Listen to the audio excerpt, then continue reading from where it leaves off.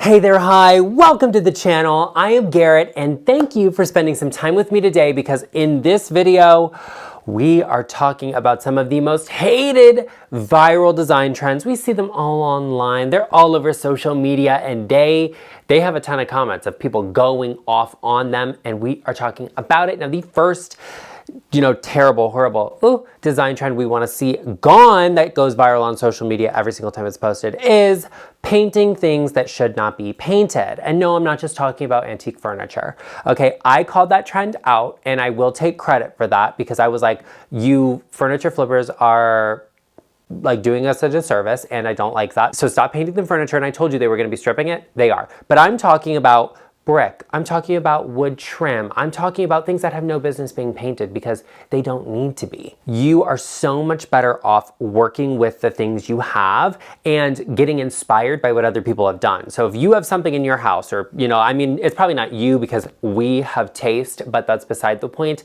Probably your neighbors or something like that. If there's something in their house that they don't like, that they think is dated or whatever, they need to look online and see what other people with the same thing have done. For example, I saw somebody paint a stone fireplace because they were like, that's not my vision as a designer. First of all, painting a stone fireplace immediately tells me you are not a designer. Okay, let's just be clear about that. All right, at least in my book, but no. So your vision doesn't matter as a designer. Like, let me just tell you that right now. Like, the number one thing I do when I work with clients is like, we talk about what do you want? What do you like? How do we make this? What use does this have? And then we build on top of that. I'm not gonna sit there and be like, well, my vision calls for this. And that's the only thing we could do. Like, no, like, where's the creativity? Like, what are you doing here? No, I don't like that. So you can take that thing you have in your space and say, okay, how do we work with this? This is one of our parameters, a boundary of what we're keeping. Maybe it's like a 70s red brick fireplace. Okay, cool. We're doing that. How do we build on top of that? And it's like, hey, maybe we don't put the teal cabinets on either side of it because they look crazy. Maybe we take that stone and we say, okay, what's a natural tone with this? Maybe we do white, maybe we do black, maybe we do taupe, maybe we do a wood cabinet there, and it looks beautiful. This is a space right now I'm showing you I actually featured in one of my living room layouts videos to how to create, a good living room layout when you have an awkward space. And this has the same stone. It's beautiful. It looks good here with white walls and white oak floors. And I will be linking that video in the description box and right up here in the cards. Okay, it's a good looking fireplace. It looks beautiful. It doesn't matter what it is you're painting or going over. If it's tile, if it's wood floor, if it's brick, be sure you are working with an expert that knows how to do that and you don't want the paint to just peel off or destroy the brick or be, like scratched in 2 days from looking at it, whatever. Okay, you want to make sure it's a job done well and done right. That way it has the durability of whatever that original finish is. Renovations come in all shapes and all sizes. If you don't want to spend a ton of money doing something or changing something, you want to work with what you have, or you say, you know what, this is not happening, it has to go. Call me. Do a call with me. A little bit of my time could save you a ton in the long term. And I also find that a lot of people get into this place where they're like, everything is dated and it has to go. And it's like, and the reality is, no, that one thing there, that one feature needs to be changed and upgraded, and then everything else will work and fall into place. You may need an outside opinion, and I am here to offer it to you. So be sure you head to the description box down below and click on that link to book a call with me, or head to intro.co/GarrettLeChic. And remember, the times available are already listed in your time zone, so be sure you have those VPNs turned off when you go to book that call. Another trend on social media that people are just tired of, it's boring, it's so boring, is all white or all black. What is your level of creativity? You could not come up with anything other than all white? Like, wow. Wow, it's genius. I've never thought of doing everything in all the same exact color, but it's like white or black. Like, are you kidding me? Come on, don't be like that person. And the number of interior designers I see that are like, oh, I'm an interior designer. Look I did it all. It's all white. It is all white. What does that, like, what? And I know the haters and the trolls are gonna be like, that's coming from the person sitting in an all white room wearing a white shirt with a white sweater. First of all, This is Asiago, and this is cream, but we'll let that slide.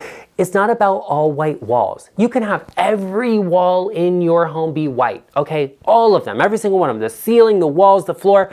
Why does the sofa have to be white? Why does the rug have to be white? Why do the chairs? Why do the flowers have to be white? What's the answer? I don't want to see everything be all white. It does not make a layered space. It makes something that is minimal in terms of color. And that's it, okay? Same thing goes for all black. I hate to say it, but it doesn't take a genius to do that. It doesn't take somebody who really thought out and developed and layered colors in a certain way and in a way that feels elevated, that feels welcoming, to create an all black or all white space. I think it's interesting to have a one-off space in your home that is like that. You know, it's like the formal living room. It could be completely white because we're delicate with it. We're not doing all sorts of stuff with it. But give me a room outside of that that is a color, that has some interest. Give me a unique rug. Give me wood floors. Oh my goodness. But don't make every single thing white because it's so boring. And the same thing goes for black. Everything all black, it's not like, it's all black. It's all black. Like, what more can I say to that? And there's nothing wrong with black accents. Black creates depth in a dimension in a space. I love using black in a space, but not every single thing all over the place and everywhere. And if you're gonna do it, go for it, okay? I say do it. Your house, you live there, not me. Gotta be happy with it. Don't act like it's groundbreaking to me, okay? It's all white. It's all black. I could do that. It would be easy. You know, and the thing is, black could be so beautiful, okay? It could be so beautiful if it's done right. You can layer black and you can layer charcoal, you can layer a dark brown. I know a lot of people say like, oh, brown and black don't go together, but those people just don't have taste, and that's okay. I think you can do so much with black, everything all black, like a dark, moody space, but it's not every single solitary thing is black, okay? It's like we have layer, we have depth, we have dimension, and maybe it's mood lighting, and that's great. But you can do a lot with that. You can mix black and navy together, okay? There are lots of interesting ways to use dark colors together that looks and feels elevated. But doing everything all the same is so boring and nobody likes it. They're like, oh wow, this is groundbreaking, amazing. Like, oh my goodness, it's so incredible. Like, no, it's not. It's all white, it's all black. I'm tired of it. I'm like bored talking about this right now because I just like, the vision in my head is just boring. I don't like that. Give us something, give us some personality and tell us something about you outside of, you don't like color, I guess? Like, I don't like that. Give us something, give us more. People want interest, and that's what your home should be. It should tell a story about who you are, not be a singular color. By the way, I would like to thank all of you, especially those of you that clicked on and watched this video when you got that notification, because you have your notification bell turned on, and in the first hour it was posted.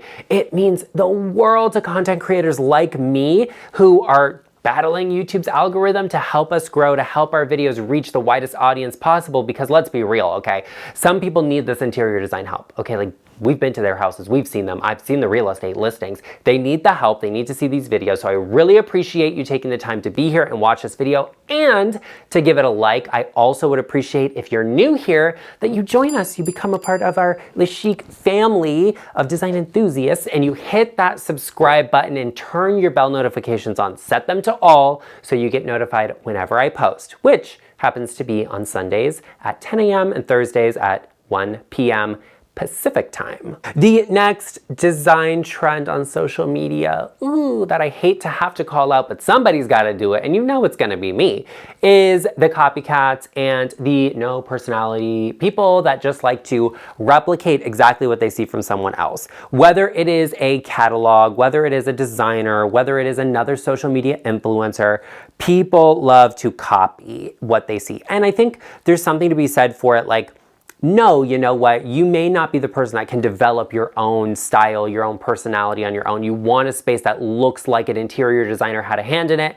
Maybe you don't have the budget to hire that person who's going to create something creative and unique for you. So you're going to get inspired by work that they have done. Okay, totally respect that. And I love that. I think it's great. But do not act like you did something groundbreaking, okay? Like, that's what really gets me, is people will be like, I see it all the time on social media, it's like, POV, you found the person who has a unique, different style than everybody else. And it's like, no, you don't. Like, I have not found them, okay? Not with you anyway.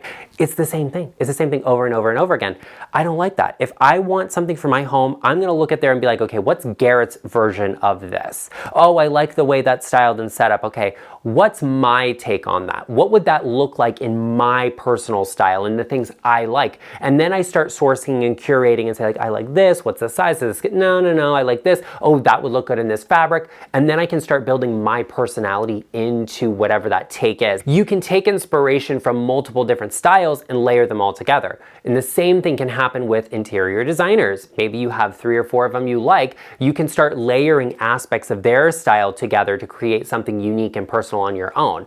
But I'm not the one, like, I'm not gonna say anything negative about anyone or to anyone specifically, but I will say that, like, I need to see something different. I need to see something unique. I need my design perspective challenged. My eyes are tired of seeing the same thing over and over and over again. Like, it's not interesting, it's not unique, it's not groundbreaking to me. I wanna see, like, what is your style? What are we doing with it? How can we build on that so it doesn't look like every other single house? Let me tell you what, I love all of you so much who are watching, and I want your homes and your design and your style to reflect what you love, not just what I love and what I tell you I love. I want it to look like you. I also respect the people that have no taste and do copy people, because everybody has to have a struggle. At the end of the day, that's what matters most, is that you feel comfortable in your home. You live there. It has to feel like you, and you have to love it. Something that always gets a ton of comments on these videos, okay? Whenever I bring it up, people go off in the comment section, and I love it. And I think that's why a lot of controversial design actually happens, because it's good for engagement on social media platforms. Oh, set that aside beside the point. What we have to talk about are backwards books. Yeah, people hate it. People hate it. It probably gets people more aggravated than painted brick, okay? Like, painted brick people go off on. Backwards books, oh my goodness. People hate it. They don't like it because it's like, what's the point? What is the reason? Like, why are the books backwards? Like, it's just decor. It's just decor. Everything in my home is not decor. Everything in my home, including myself, is obviously beautiful and could be displayed in an elegant manner, but it's not decor, not every piece of it. Like, I use my stuff. I'm like looking around here, like, that coffee table book is sat there because I love that coffee table book. I love looking through it. I love flipping through the pages. I love it so much. This is the definition of my personality. And that's cool. Actually, styled on my desk here, I have one of my textbooks from college on interior design. And I just thought it was a really beautiful book. It's this book right here. And so something a lot of people don't realize, and I don't really talk about, is that when I was in design school, we didn't do everything online. It wasn't like, you know, some CAD program. And quite frankly, I think that if all you can do is like, you know, use computer to generate images or whatever, like, you probably need to readdress yourself in this industry, because the real old school designers, the people that know what they know, have trained and studied how to draw everything by hand. I can draw floor plans by hand, I can render, I can draft by hand, all of it. That's what I went to school for. That's what I learned. So this is a book I really enjoy because it taught me a lot about how to draw spaces in a semi-realistic manner to give my clients a vision of what they want or what they are expecting, to express what is in my head on paper. I mean, obviously I can use CAD. I mean, I'm trained on like 3 of the major programs in, you know, the computer-aided drafting space, but, you know, being able to do things by hand also matters, and it makes a difference. You know, a designer designed the space and they drew it to express to their clients what it should look like. I'll link this book in the description box if I can find it for you. It is a textbook, but it's beautiful. It's something I enjoy looking at and flipping through. And it reminds me a lot of those great things I learned in school, so I keep it handy. That's what your home should be, okay? So it's like backwards books on a bookshelf, like, you're not reading them. It's just decor for you, and I don't like that. If you have a ooh, this is gorgeous here. If you have books and you like them, but you want the aesthetics or something like that, okay, then pull out the books that match the color scheme and put them there. And I'm also not that person that's like, oh, the books cannot be color coordinated. They have to be in, you know, the Dewey Decimal System. Like, there's a time and a place for it. Okay, maybe your house isn't that thing. Not everything has to be perfect, aesthetic, and beautiful. I said it in a video once. I was like, oh, it needs, you know, it's got to have a little stank on it. You know what I mean? It's got to have like that off moment, something that is giving us some sort of contrast, some sort of interest, some sort of tension within the space. That creates something that feels natural and looks beautiful. The next design trend we have to talk about, and it's something that I address all the time with clients and we see all of the time on, you know, social media, but also on television and everything, is renovating to have open concept. Some houses are open concept. They're designed to be open concept and it makes sense for them. It's intentional and it works. Other houses don't have to be. They don't have to be. And sometimes open concept doesn't actually take the most advantage of a space.